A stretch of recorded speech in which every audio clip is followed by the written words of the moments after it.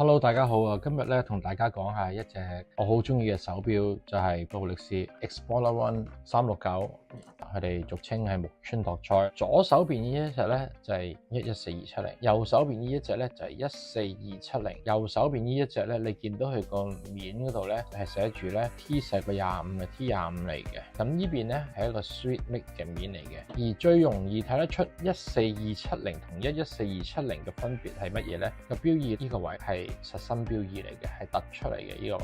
14270咧，呢度係凹咗入去嘅，睇呢個位就知噶啦。即係14270嘅標誌後邊咧係尖啲嘅，14270嘅標誌後邊咧係咁樣嘅，係圓嘅。就咁望落去咧，對住分別真係不大，係可能個勞力士 Explorer 個字體有少少唔同，咁其實個標殼都係冇乜分別。14270係3000機芯啦，14270係3130機芯咯。咁我可以俾啲夜光大家睇下。呢一邊呢個咧就係 T25面咧，呢個啲夜光咧係比較青色啲嘅。呢邊呢個夜光係比較係藍光啲嘅。咁而家仲有啲綠色夜光啦，呢個夜光慢慢退啦，開始冇啦呢個夜光。14270咧係有內影嘅，其實兩個殼冇乜分別，我真係分唔到。其實分別都不大。好似咯，兩隻都好似。如果你問我再買一隻嘅，其實咩面都唔緊要，最緊要平。呢一隻咧14270咧就係 U 頭啦，1998年啦。當年就係木村拓哉1997年呢個戀愛世紀咧，就帶住呢隻錶瘋魔咗好多香港人。啱啱讀完書出嚟做嘢啦，嗰陣時邊有錢買勞力士啊？嗰陣時係買咩咧？替代品就係呢隻啦，精工。呢個係369，呢一隻係6912。咁有個日曆啦，雖然冇咗個3，學阿 Dicky 哥話齋，將個日曆加到做3，咁咪變咗369咯。係啊，都有勞力士味道嘅呢個。呢個係14270 35.9 14270 35.9，呢兩個殼咧其實都係一樣嘅，反而呢一隻精工五仔咧就再大啲啦，37.8再大隻啲咯。精工同一隻 Explorer One， 見到佢都係三格板帶咁，精工呢個同單琴添，我其實中意單琴多啲嘅。精工係唔錯嘅，戴咗年幾兩年度啦，呢隻錶終於都有機會咧，我就買人生第一隻勞力士啦。咁就唔係 Explorer One， 係邊隻咧？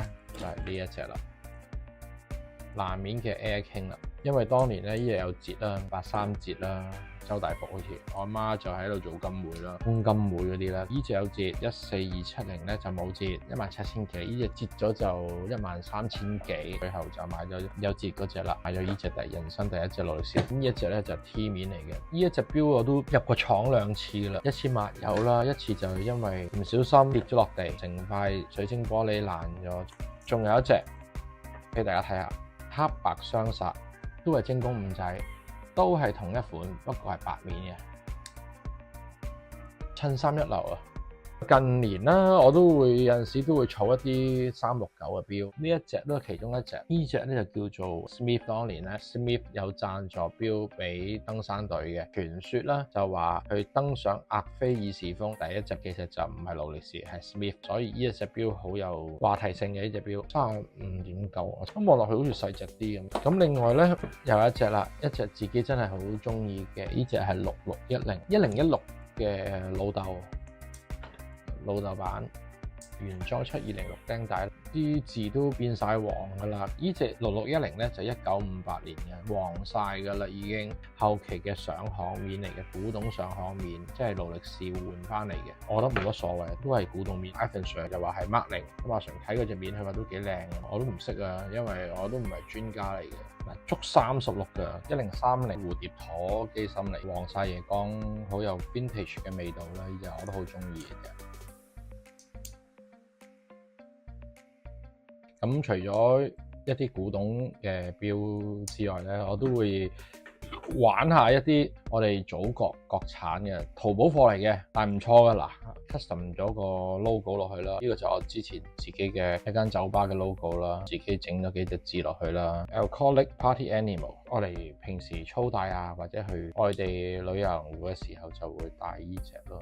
困爛咗、跌咗、俾人搶咗都唔怕，去到外地都小心啲咯，唔好帶咁貴嘅錶去咯，都係帶呢啲錶啦。呢隻就都係 Explorer 樣咁樣啦。咁另外咧，我又儲咗一隻6282上鏈機芯嚟嘅，尖針烏蠅釘字凸皇冠陰陽面，有啲人叫格仔，其實係陰陽面啦，黃晒塊面，34mm 呢隻。咁另外仲有細隻啲嘅，呢隻叫做4444啦，上鏈嘅，又係同呢隻差唔多，兩兄弟咁樣嘅，都係尖針，都係凸皇冠，都係烏蠅釘字，陰陽面嘅都係。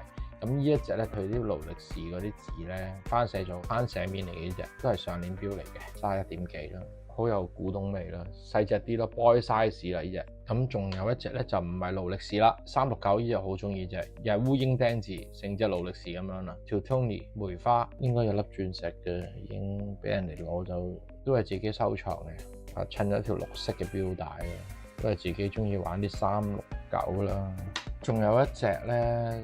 呢一隻咧1003，呢隻係一隻金錶嚟嘅，9K 金嘅錶嚟嘅，仲罕有個14K 同 18K 嘅，33.9係 34mm 嘅啫，底個圈裏邊有13畫喺度，所以佢哋簡稱呢個叫做13畫啦。換咗隻呢啲咁嘅 vintage 嘅皮帶啦，比較 vintage 味道啲啦，好有復古味道嘅，9K 金罕有啲啦。自己中意就係儲一啲咁嘅錶啦，咁有勞力士又有啦，唔係勞力士又有啦。自己中意369，因為覺得369咧面盤啊好平衡啊 ，T 面同 SM 面其實真係冇乜所謂。學的奇話齋平咪買咯。你問我分別真係唔係好大，你真係要好細心，你攞放大鏡、落鏡去睇，你就會睇得出好大嘅分別咯。就咁遠睇嘅，好難去分別到一個好大嘅唔同，肉眼好難睇得出咯。對手錶咧，其實我覺得手錶好似女人咁樣。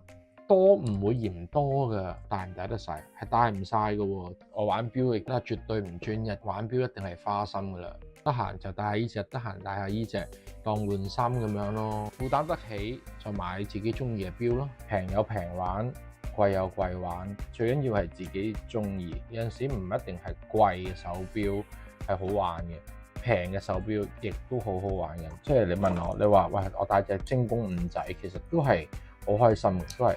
因為有個味道喺度，同埋我自己有自己一個回憶喺度，冇乜所謂啊，自己中意就得噶啦，最緊要有味道啦。其實每一隻錶背後都可能有一個古仔，係你自己嘅古仔啦，亦都可能係隻手錶嘅古仔啦。但係一啲有故事性嘅手錶，呢樣嘢就係玩錶嘅樂趣啦。